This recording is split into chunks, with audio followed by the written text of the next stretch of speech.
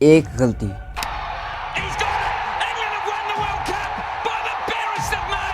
Umpire से हुई वो एक गलती जिसने पूरे के पूरे वर्ल्ड कप का नतीजा ही बदल के रख दिया।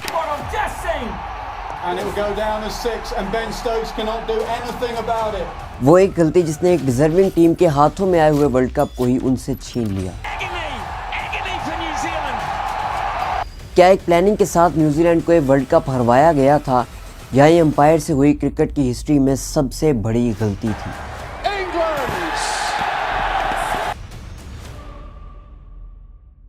2019 का वर्ल्ड कप। इस वर्ल्ड कप के ग्रुप स्टेज में और सेमीफाइनल्स में जो कुछ भी हुआ हम उस पर बात नहीं करेंगे, डायरेक्टली इस वर्ल्ड कप के फाइनल पर चलते हैं, जो क्रिकेट की हिस्ट्री का सबसे ज़्यादा कंट्रोवर्शियल फाइनल था। 14 जुलाई 2019 न्यूजीलैंड के कैप्टन केन विलियमसन टॉस जीतते हैं और न्यूजीलैंड बैटिंग का फैसला करती है। न्यूजीलैंड की टीम पहले बैटिंग करते हुए 241 रन बनाती है, जो एक ठीक ठाक टोटल था।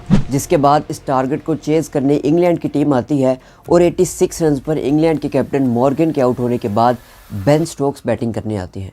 बेशक बेन स्टोक्स ने इस फाइनल में एक हीरोइक इनिंग खेली, लेकिन अब हम डायरेक्टली इस मैच के उस पॉइंट पर चलते हैं जहां 9 बॉल्स पर इंग्लैंड को जीतने के लिए 22 रन की ज़रूरत होती है।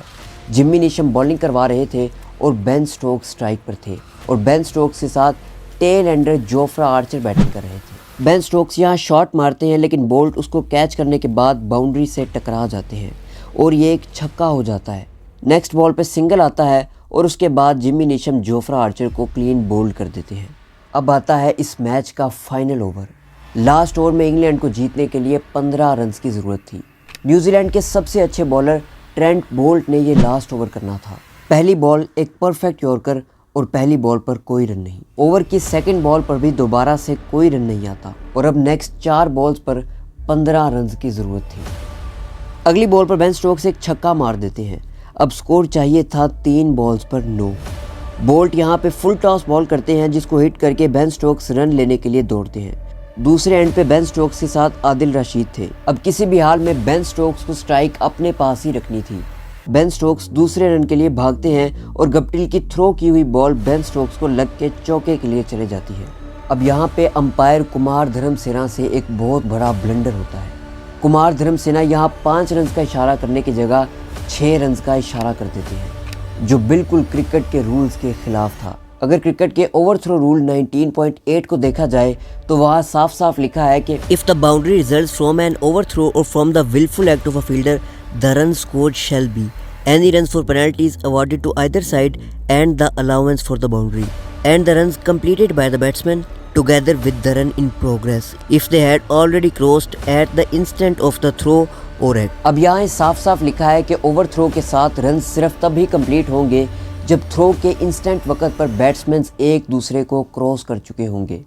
लेकिन अगर इस पिक्चर को देखा जाए तो वहाँ ये साफ साफ नज़र आ रहा है कि जब मार्टिन गप्टिल ने बॉल थ्रो की तो उस वक्त आदिल रशीद और बेन स्टोक्स एक दूसरे से काफ़ी ज़्यादा फासले पर थे, जिसका साफ साफ मतलब ये है कि अब अगर उस ओवर थ्रो के रन को भी मिलाया जाए तो ये 5 रन बनते हैं। और उससे भी अहम बात कि अब आगे की 2 बॉल्स को बेन स्टोक्स ने नहीं बल्कि आदिल रशीद ने फेस करना था। जो बॉलर बेन स्टोक्स को परफेक्ट यॉर्कर्स कर रहा है और बेन स्टोक्स जैसे बैट्समैन को रन नहीं बनाने दे रहा, वो यहाँ आदिल रशीद के साथ क्या करता? शायद आदिल रशीद इन 2 बॉल्स पर 1 रन भी ना बनाते। लेकिन अंपायर के उस एक गलत फैसले की वजह से अब आगे की 2 बॉल्स बेन स्टोक्स ने फेस की और उन 2 बॉल्स पर 2 रन बनाए। और इसके बाद इस मैच का सुपर ओवर खेला गया और सुपर ओवर भी टाई होने पर सिर्फ ज़्यादा बाउंड्रीज मारने पर इंग्लैंड को ये वर्ल्ड कप दे दिया गया। इस मैच के बाद अंपायर कुमार धर्मसेना का एक इंटरव्यू सामने आता है, जिन्होंने 5 रन की जगह 6 रन का गलत फैसला करके इंग्लैंड को वर्ल्ड कप जितवाया था। कुमार धर्मसेना का कहना था कि जब मैंने 6 रन देने का फैसला किया तो मेरे पास टीवी रिप्लेस की सहूलत मौजूद नहीं थी, जिसको देख के मैं बताता कि बैट्समैन के दरमियान क्रॉसिंग हुई थी या नहीं। धर्मसेना ने माना कि उन्होंने फैसला करते वक्त बहुत बड़ी गलती की थी, लेकिन साथ ही उन्होंने ये भी कहा कि मुझे इस फैसले पर कोई अफसोस भी नहीं है, क्योंकि कुमार धर्मसेना ने फैसला लेग अंपायर के साथ बात करके ही किया था। और कुमार धर्मसेना का कहना था कि लेग अंपायर से हो रही बात को दूसरे अंपायर्स भी सुन रहे होते हैं और सभी ने इस फैसले को कंफर्म किया था। इसके बाद ही मैंने 6 रन का इशारा किया। अब यहाँ पर सवाल ये उठता है कि इतने बड़े स्टेज पर जहां एक वर्ल्ड कप का फाइनल चल रहा है, वहां पे ग्राउंड में लगे सैकड़ों कैमरास से ये बात कैसे छुप गई कि मार्टिन गप्टिल की थ्रो के वक्त बैट्समैन में आपस में क्रॉसिंग हुई थी या नहीं। क्या टीवी एम्पायर्स के पास इतना भी टाइम नहीं था कि वो एक दफ़ा रिप्ले में ये देख ही लेते कि बैट्समैन के दरमियान क्रॉसिंग हुई है या नहीं, और उसके बाद ही इस फैसले को किया जाता। लेकिन अफसोस के साथ उस दिन सारा सिस्टम इंग्लैंड को वर्ल्ड कप जितवाने पर तुला हुआ था। केन विलियमसन और उनकी टीम को 100% एफर्ट्स डालने के बाद भी कुछ नहीं मिला। न्यूजीलैंड की टीम उस दिन ये वर्ल्ड कप तो हार गई, लेकिन उस दिन न्यूजीलैंड की टीम ने करोड़ों लोगों के दिल जीत लिए थे।